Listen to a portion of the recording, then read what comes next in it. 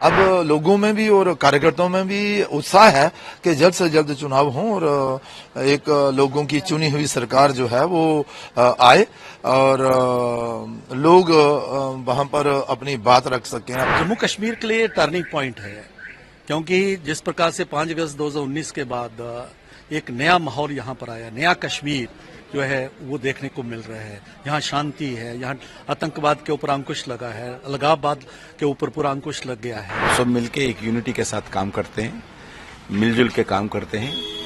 इधर जम्मू कश्मीर को बचाना होगा, फिर टेररिज्म नहीं आना चाहिए, फिर परिवारवाद नहीं आना चाहिए, भ्रष्टाचार नहीं आना चाहिए। जो सीटें एससी और एसटी के लिए रिजर्व हुई हैं वहां पर तो कैंडिडेट चेंज होंगे ही, और उसी तरह से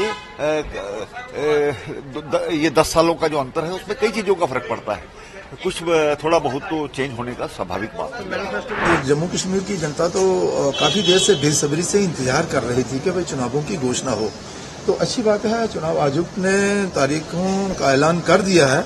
अब लोगों में भी और कार्यकर्ताओं में भी उत्साह है कि जल्द से जल्द चुनाव हों और एक लोगों की चुनी हुई सरकार जो है वो आए और लोग वहां पर अपनी बात रख सकें, अपनी समस्याओं का समाधान भी करवा सकें। तो भारतीय जनता पार्टी इसके लिए पहले से ही तैयार थी और भारतीय जनता पार्टी ने गतिविधियां जो है वो शुरू कर दी हैं। आप देखेंगे कि भारतीय जनता पार्टी अच्छे मार्जिन से यहाँ पर जो है वो जीत दर्ज करेगी। सर 2 दिन की मीटिंग अनाउंस की गई है जहाँ चल रही है, कल भी हुई, तो क्या लगता है कि क्या क्या किन किन मुद्दों पे बात हुई है और क्या जो नई लिस्ट है वो जो नए लोग ही आएंगे या पुराने लोगों से ही बीजेपी अपने? ऐसा है, देखिए पहले तो मैं ये आपको बता दूं कि नए और पुराने की बात नहीं होती। जहाँ देखी जाती है कि विनेबिलिटी किसकी है, कौन है जो अच्छे मार्जिन से जीत सकता है, जीत दर्ज करवा सकता है।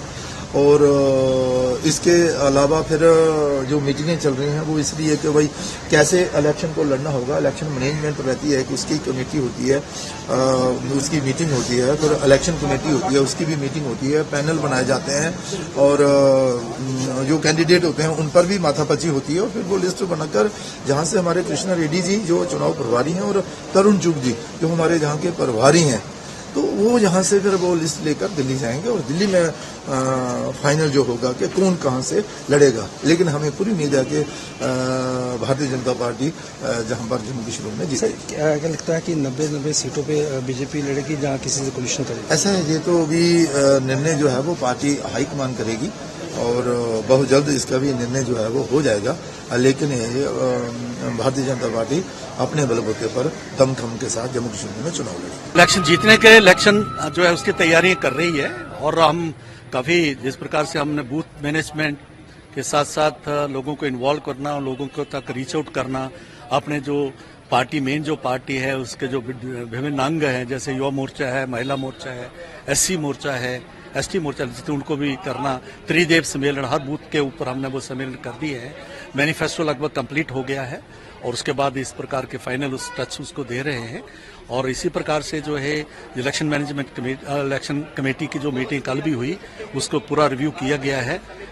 किस प्रकार के जहां पॉलिटिकल सिनेरियो है, कौन कौन लोग जो हैं हमारे सामने हैं, विपक्षी दल के कौन कौन लोग आ सकते हैं, किस प्रकार के स्टडी, उसकी सारी चर्चाएं हो रही हैं। क्या लगता है कि आज लिस्ट जारी होगी? देखिए फाइनली जहां जो चर्चा होगी, जो भी चर्चा होगी, आज भी चर्चा है, उसके बाद यहाँ पर जो भी चीजें पैनल बनेगा, जो भी होगा वो दिल्ली जाएगा और फिर हमारा पार्लियामेंट्री बोर्ड है प्रधानमंत्री जी के नेतृत्व में, उसमें बैठ के उसमें फाइनल उसके ऊपर फैसला होगा।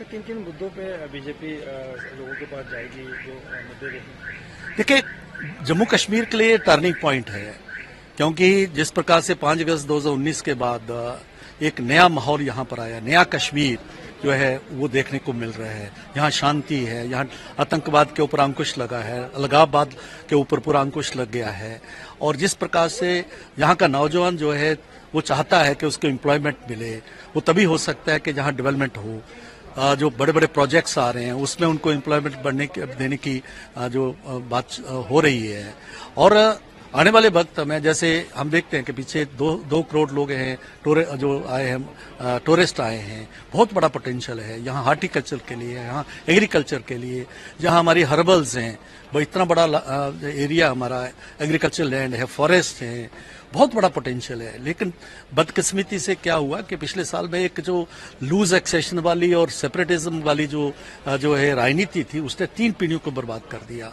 भारतीय जनता पार्टी जो है, जिसके पीछे पूरा मोदी सरकार का पूरा जो है हाथ है, और कल को जो है इसको रिकंस्ट्रक्ट करने के लिए किस तरीके का हमारा रिकंस्ट्रक्शन होगा, जम्मू कश्मीर जो डीरेल हो गया है, उसके लिए हम पूरा मैनिफेस्टो बना रहे हैं।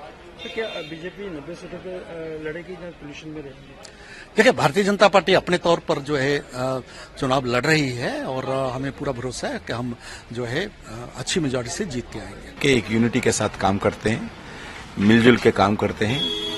इधर जम्मू कश्मीर को बचाना होगा, फिर टेररिज्म नहीं आना चाहिए, फिर परिवारवाद नहीं आना चाहिए, भ्रष्टाचार नहीं आना चाहिए, एंटी डेवलपमेंटल फोर्सेस फिर सत्ता में नहीं आना चाहिए।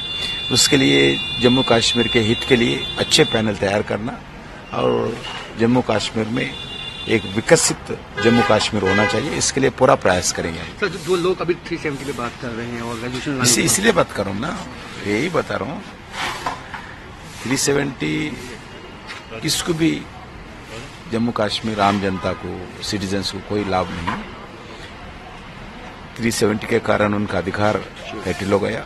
आज डॉक्टर बाबा साहब अम्बेडकर का कॉन्स्टिट्यूशन जम्मू कश्मीर में लागू है। हम डॉक्टर बाबा साहब अम्बेडकर के हितों के लिए काम करने वाले पार्टी है।